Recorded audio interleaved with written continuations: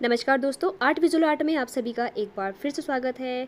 Friends, आज मैं आपके सामने हिंदी शिक्षण जो कि बीएड के द्वितीय सेमेस्टर छात्रों के लिए है और ये पेपर नंबर 9 है और इसमें जो ये कुल 50 मार्क्स के लिए होता है, जिसमें 40 मार्क्स जो है वो एग्ज़ाम के होते हैं और 10 मार्क्स जो है वो असेसमेंट के दिए जाते हैं। मतलब कुल ये 50 मार्क्स का पेपर होता है और द्वितीय सेमेस्टर मतलब फर्स्ट ईयर के जो दूसरा सेमेस्टर होता है उसका ये पेपर नंबर 9A रहता है। तो आज हम इसमें इकाई 1 और जिसमें हम जानेंगे भाषा का अर्थ, प्रकृति एवं महत्व, जो इकाई 1 का पहला पॉइंट है। और इसके अंतर्गत आज हम विस्तार से इसमें पढ़ेंगे भाषा का अर्थ, परिभाषाएं एवं भाषा की प्रकृति। सबसे पहले हम जानते हैं कि भाषा है क्या। भाषा भावाभिव्यक्ति एवं विचार विनिमय का सांकेतिक साधन है। जहाँ तक भावाभिव्यक्ति की बात है, यह कार्य तो संसार के सभी प्राणी किसी न किसी रूप में करते हैं, जैसे कुत्ते भौं भौं करके, बिल्ली म्याऊं म्याऊं करके और चूहे चूं चूं करके। चिड़ियों की चींची और कोयल की कुहू कुहू किसने नहीं सुनी। छोटे से छोटे जीव में भी यह क्रिया दिखी जाती है। चींटियाँ एक दूसरे से मुंह मिलाकर ना जाने क्या क्या अभिव्यक्त करती है, यह सभी ने देखा है। व्यापक अर्थ में संसार के विभिन्न प्राणियों द्वारा प्रयुक्त भावाभिव्यक्ति के इन साधनों, अंग प्रत्यंगों के संचालन, भाव मुद्राओं और ध्वनि संकेतों को ही भाषा कहते हैं। इस अर्थ में संसार के सभी प्राणियों की अपनी अपनी भाषाएं होती है। अब हम बात करते हैं भाषा के अर्थ की।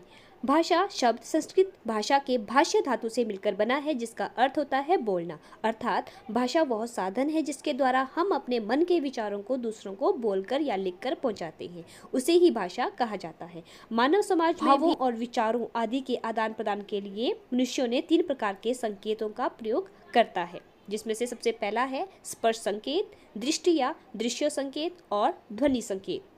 मुख्य प्रकार से भाषाएं जो है वो 2 प्रकार की मानी जाती है, लिखित भाषा और मौखिक भाषा। लिखित भाषा वह भाषा होती है जिसमें हम शब्दों के माध्यम से अपने भावों या अनुभवों को लिखकर प्रकट करते हैं, और मौखिक भाषा जिसमें हम मुख द्वारा यानी कि बोल के हम अपने विचारों को दूसरों तक पहुंचाते हैं।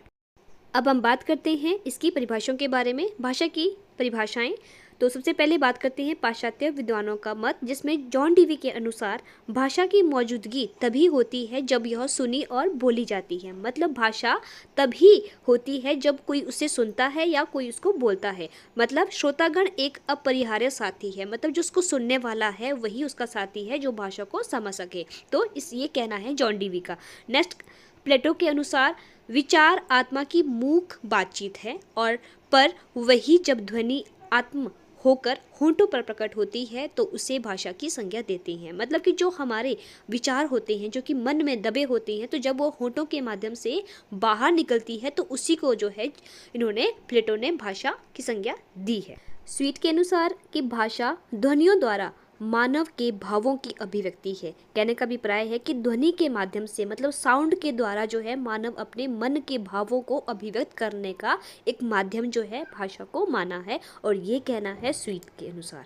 और नेक्स्ट, ऑक्सफोर्ड विश्वकोश में लिखा गया है कि भाषा को परिभाषित करते हुए कहा गया है कि भाषा उच्चारण अवयव में उच्चारित ध्वनि प्रति की वह व्यवस्था है जिसके द्वारा मनुष्य परस्पर भावों का आदान प्रदान करते हैं। और यहाँ पे इन्होंने जो है बात कही है वो कही है उच्चारण अवयव के उच्चारित ध्वनि, मतलब जिस ध्वनि को हम बोलते हैं उच्चारित करते हैं उसको एक व्यवस्थित ढंग से जो लिखने को है उसी को हम भाषा कहते हैं। मतलब जिसके माध्यम से हम अपने भावों को आदान प्रदान करते हैं वही भाषा कहलाती है। नेक्स्ट बात करते हैं भारतीय विद्वानों के मत के बारे में, और सबसे पहले आते हैं डॉक्टर श्याम सुंदर दास के अनुसार, और ये कहते हैं कि मनुष्य और मनुष्यों के बीच वस्तुओं के विषय में अपनी इच्छा और मति का आदान प्रदान करने के लिए व्यक्त ध्वनि संकेत का जो व्यवहार होता है उसे भाषा कहते हैं। मतलब आदमियों के बीच में जो जिस व्यवहार से, जो इच्छा से, जो हम अपने दिमाग के अनुसार जो हम ध्वनि संकेत का जो व्यवहारिक उपयोग करते हैं उसे भाषा कहते हैं। और वैसे ही पंडित कामता प्रसाद जी के अनुसार भाषा वह साधन है जिसके द्वारा मनुष्य अपने विचारों दूसरों पर भली भांति प्रकट कर सकता है तथा दूसरों के विचार आप स्पष्ट समझ सकता है। मतलब दूसरों को भी हम अपने विचारों को प्रकट करें और जो दूसरों के विचार है वो भी हम समझ सकें। तो ये विचार है जो कामता प्रसाद जी के हैं और उसी को जो है वो भाषा कहा जाता है। नेक्स्ट है आचार्य किशोरी दास वाजपेयी के अनुसार, और ये कहते हैं कि विभिन्न अर्थों में सांकेतिक शब्द समूह ही भाषा है। मतलब जिसमें बहुत सारे सांकेतिक जो शब्द लिखे गए हैं उसके समूह को ही हम जो है भाषा कहते हैं, जिसमें संकेतों के माध्यम से कुछ विचारों का आदान प्रदान हो, उसी को जो है इन्होंने भाषा कहा है आचार्य किशोरी दास वाजपेयी जी ने। और इसके बाद वे कहते हैं कि जिसके द्वारा हम अपने विचारों को या अनुभवों को दूसरों के प्रति बहुत सरलता से प्रकट करते हैं, वही जो है वो भाषा कहलाती है।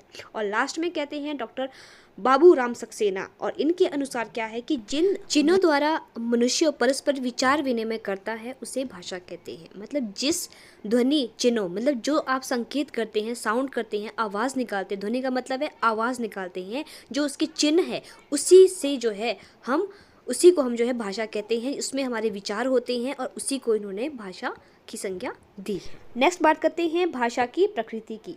प्रकृति शब्द का अर्थ है विशेषता, प्रवृत्ति अथवा स्वभाव। मतलब उस वस्तु की विशेषता कैसी है, उसकी प्रवृत्ति किस तरह की है और उसका स्वभाव कैसा है। तो इसी में हम जो जानेंगे भाषा के बारे में। इस ब्रह्मांड में प्रत्येक वस्तु, पदार्थ, प्राणी आदि की अपनी विशेष प्रकृति होती है। अपनी विशेष प्रकृति के कारण ही एक धातु किसी दूसरी धातु से या एक प्राणी किसी दूसरे प्राणी से भिन्न होते हैं। इसी प्रकार प्रत्येक भाषा में भी अपनी विशेष प्रकृति होती है। नेक्स्ट हम बात करते हैं भाषा की प्रकृति एवं उसके क्षेत्र की। सबसे पहले हम बात करते हैं कि भाषा गतिशील और परिवर्तनशील होती है। जैसे कि आप सभी को पता है कि भाषा जो है वो निरंतर गतिशील होती है और निरंतर आगे की ओर बढ़ती जाती है, विकसित होती जाती है, और परिवर्तनशील भी है। वो समय एक स्थान से दूसरे स्थान पे जो भाषा है वो अपना रूप जो है वो बदलती रहती है। मतलब उसका रूप जो है वो परिवर्तनशील है। अतः हम कह सकते हैं कि भाषा गतिशील एवं परिवर्तनशील होती है। नेक्स्ट नंबर पे है भाषा का संबंध मानव जीवन से है। तो जैसे कि आप सभी को पता है कि मानव जीवन में भाषा की कितनी इम्पोर्टेंस है, तो भाषा जो है वो संबंधित है। मतलब मानव का पूरा जीवन जो है वो भाषा पे ही संबंधित है। कुछ भी अपने विचारों को अगर प्रकट करना हो तो भाषा के माध्यम से ही जो है एक मानव अपने मन की बात किसी दूसरे व्यक्ति से कह सकता है।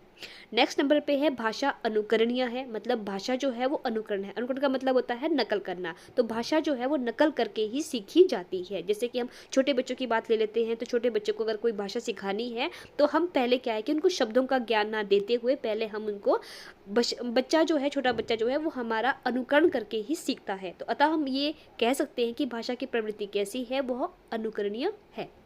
नेक्स्ट है नंबर 4 पे भाषा संस्कृति और सभ्यता से जुड़ी होती है। आप सभी को पता कि अगर हम किसी भी जगह की कोई विशेष संस्कृति है या सभ्यता है तो वो भी हम जो है उसकी भाषा के अकॉर्डिंग जो है समझ लेते हैं। अगर हम साउथ की तरफ जाते हैं तो जैसे कि तमिल है, वहाँ की जो दूसरी जो लैंग्वेज है, तो उन लैंग्वेज के साथ ही जो कहीं ना कहीं जो उनकी जो सभ्यता है, जो प्राचीन सभ्यता है, संस्कृति जो जुड़ी होती है। जैसे कि अगर हम जो बात करते हैं संस्कृत भाषा की बात करते हैं तो उसमें भी जो आपको पता है कि वेद है, श्लोक जो लैंग्वेज श्लोक के माध्यम से जो है हम उस समय की सभ्यता, जो प्राचीन सभ्यता है हमारी संस्कृत सभ्यता, उसके बारे में हमें जो है वो जानकारी हासिल होती है। तो इसी तरह से हम कह सकते हैं कि भाषा में जो है संस्कृति और सभ्यता। नेक्स्ट है नंबर 5 पे भाषा संश्लेषणात्मक से विश्लेषणात्मक की ओर आती है। कहने का मतलब है कि भाषा को हम तोड़ने के बाद उसको अच्छे से समझ के उसको फिर से जो एक नया रूप प्रदान करते हैं। तो इस तरह से हम ये बोल सकते हैं कि भाषा जो है एक प्रकार से संश्लेषणात्मक से विश्लेषणात्मक की ओर आती है।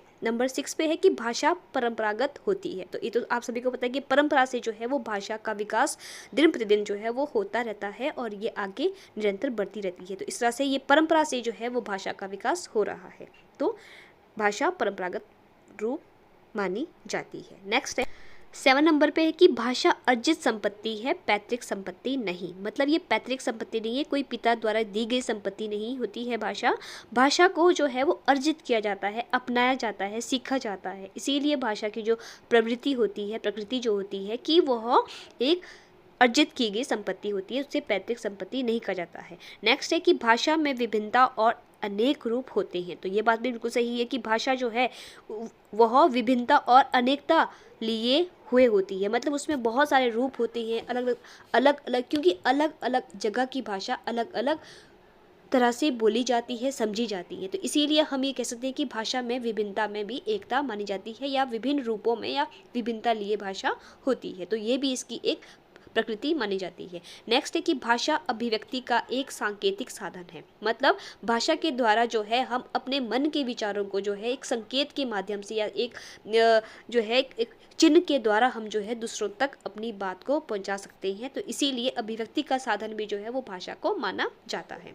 नेक्स्ट नंबर पे है कि भाषा व विचार का अटूट संबंध होता है। आप सभी को पता है कि भाषा का संबंध विचार के बिना अधूरा है। मतलब जब विचार आते हैं तो उसको दूसरों तक हम जो है भाषा के माध्यम से ही पहुंचा सकते हैं। तो इसीलिए ये कहना उचित होगा कि भाषा और विचार का जो संबंध होता है वो काफ़ी अटूट होता है, उसको तोड़ा नहीं जाता है। तो इसीलिए भाषा और विचार का संबंध अटूट होता है।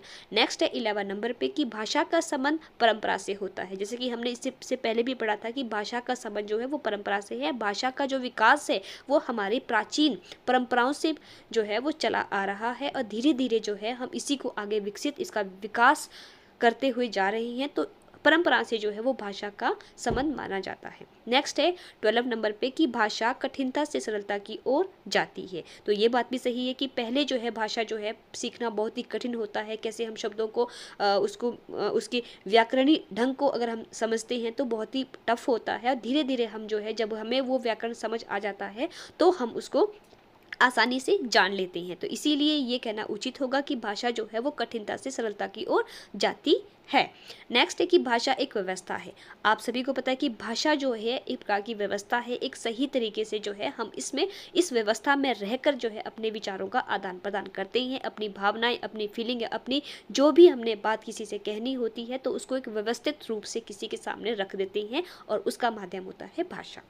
नेक्स्ट है नंबर 14 पे कि भाषा की अपनी एक भौगोलिक सीमा होती है। कि किसी क्षेत्र में जो है वह एक भौगोलिक क्षेत्र में एक अपनी तरह की भाषा, एक अलग तरह की भाषा बोली जाती है। जैसे कि अगर मैं बात करती हूँ पंजाब में, तो पंजाब जो जहाँ पे पंजाबी लोग रहते हैं, पंजाब किससे संबंधित लोग रहते हैं, तो वहाँ के लोग जो है जहाँ जैसी जिस तरह की जो है वहाँ का भौगोलिक क्षेत्र है वहाँ के, वो वैसे ही उस भाषा को जो है वो प्रोनाउंस करेंगे। अगर पहाड़ी क्षेत्र की बात करती हूँ तो पहाड़ी क्षेत्र में जैसा लोगों का एनवायरनमेंट होगा, जैसे काफ़ी ठंड होती है, तो कुछ शब्द जो है वो ऐसे होते हैं जो वहाँ की भौगोलिक सीमाओं को लेकर होते हैं। उनकी भाषाओं की जो टोन होती है, साउंड होती है, वह जो है वहाँ की जो क्षेत्र होते हैं उससे संबंधित होती है। तो इस तरह से हम ये कहते हैं कि भाषा की जो अपनी भौगोलिक सीमा होती है, हर भौगोलिक क्षेत्र में जो है भाषा अलग अलग होती है।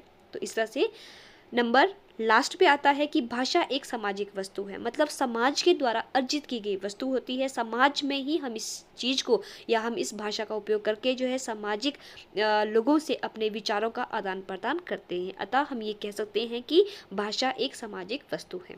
तो फ्रेंड्स, ये थी हमारी आज की भाषा के ऊपर कुछ विस्तृत जानकारी, जिसमें हमने भाषा के अर्थ को समझा, इसके कंसेप्ट को समझा, अर्थ को समझा, इसकी विभिन्न जो भी इसके जो विद्वान रहे हैं, चाहे वो पाश्चात्य हो, चाहे वो हिंदी विद्वान हो, तो सभी ने जो है इस पे अपनी अपनी भाषाएं, अपने अपने मत दिए हैं। तो उन्हीं सभी को हमने विस्तार से जाना, और फिर भाषा की प्रवृत्ति, मतलब उसका जो एक नेचर किस तरह का होता है, कि भाषा क्या क्या करती है, तो वे सभी हमने आज जो है विस्तार से जाना। आई होप आप सभी को ये वीडियो पसंद आई होगी। तो आइए अब हम मिलते हैं अपनी नेक्स्ट वीडियो में और नेक्स्ट टॉपिक में। तब तक के लिए आप सभी का बहुत बहुत धन्यवाद।